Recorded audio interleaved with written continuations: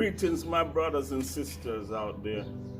I was asked to speak on this topic, difference between African Americans and Africans and the people in the diaspora, or the different types of black people.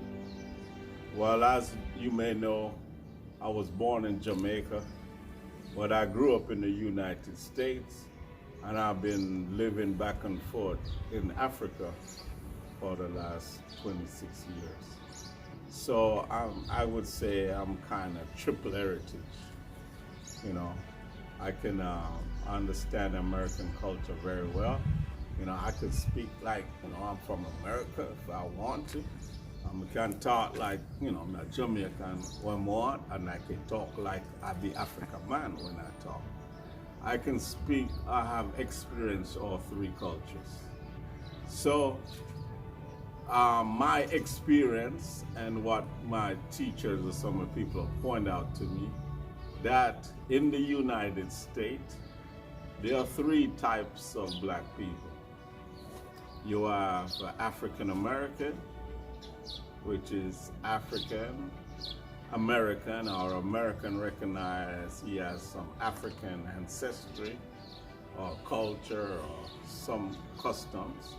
And then there's what they call the Negro, or the black man, or the nigger, or the nigger, whichever way you want to say. Those people, they're not concerned about land, heritage, or culture, or who their great-grandfathers were, or, they're concerned about, getting some money, paper, car they drive, the bling they wear, etc. So they're not concerned about ethnic identity, right? So, and there are some people who are born in America who consider themselves Africans. There are Africans born in America, or Africans born in Jamaica, or Africans born in Africa. They're Africans, and where they happen to be born is not of significance.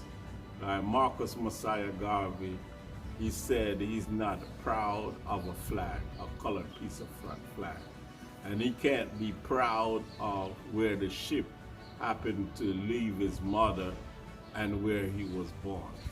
So his identity, your identity is much more important than where you are born. So there's some people, they consider themselves Africans, and the place of birth is not of any importance, right? So what I noticed in my travel in Jamaica, you have people who are born who are Africans, and you have people who are Jamaican Africans, and you have people who are Jamaican nigger, or negro, or nigger, or whichever way, wherever you want to put it. And also within Africa, you have people born in the continent of Africa, and they are nigger, or nigger. They are African nigger, or they are African nigger, whichever way you want to spell it. And you have people here who are African, but they are more European, or they're French, African Frenchmen, or they're African, but they do everything the Americans do. They dress American, they talk American, they everything American. So you have the African who emulate American, and in his mind, he's striving to be an American. And then you have Africans who are born here in the continent, who are very contented with being an African, very proud of being an African, very proud of his heritage, his culture, and doesn't hope to be anything else or strive to be anything else but that African. All right, so I'm going to elaborate on some of the characteristics of a nigger, or what we consider nigger from any parts. A nigger is usually somebody who has a philosophy that he's not willing to learn. He has a block. And usually when you try to teach him something, the nigger always say, I know, yes, I know. No matter what you tell him, he always say, I know, right? That's one of the characteristics of that I've seen. There are many characteristics of that the niggas are. You know, niggas sometimes they say stuff like, I don't know about no Africa. I was born right here in America. I ain't left nothing in Africa. Right? So these are the characteristics. I'm from this hood or that hood. It doesn't connect the land, custom, ethnicity, or culture of people. So African American is an ethnicity, more so than it is to me really an identity. African American is like, to me, somebody who is like juggling with two souls. Two souls are trying to exist or coexist with one another. W.E.B. Du Bois spoke about that in his book. So there's an American black trying to understand what it is to be Black American, and then at the same time he's trying to connect himself with his roots, with his identity, and then he tried to play the two of them together and become African American. However, the Africans who are born in America, they don't have nothing to do with Americans. They don't want to be no American, and they don't want any of the benefits of being an American. They are consider themselves a free person who is an African who is free to travel anywhere in the world or travel to any land. And they use Africa as their center, or they call it Afrocentricity, or Africa as their center of thought. So they use Africa as their guiding line on how they should walk, how they should talk, the music they should listen to, how they should dress, and how they should operate within their family, and what culture and custom the family should follow. The niggers are not concerned about all of that. He's only concerned about the fast life. You know, getting a car or a fast girl or having some money in his pocket, and you know, the bling bling life.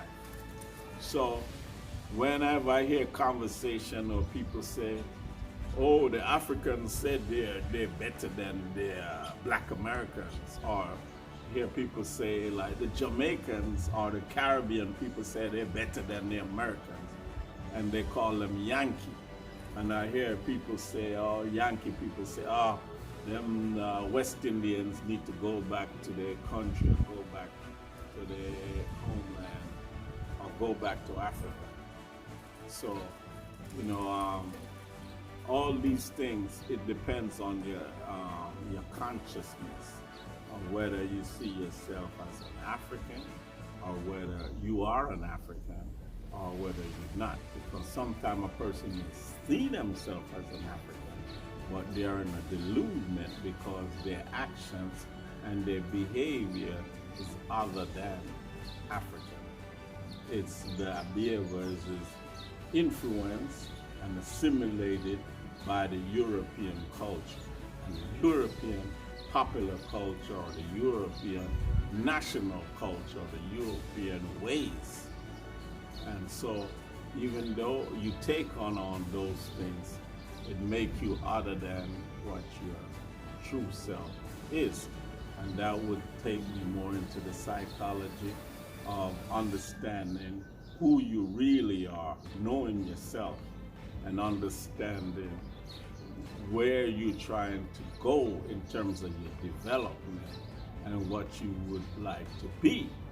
Because, you know, a pig is happy wallowing in the mud. So like a nigger, he's happy being a nigger. He has no hope of trying to strive to be anything else except what they call a super nigger.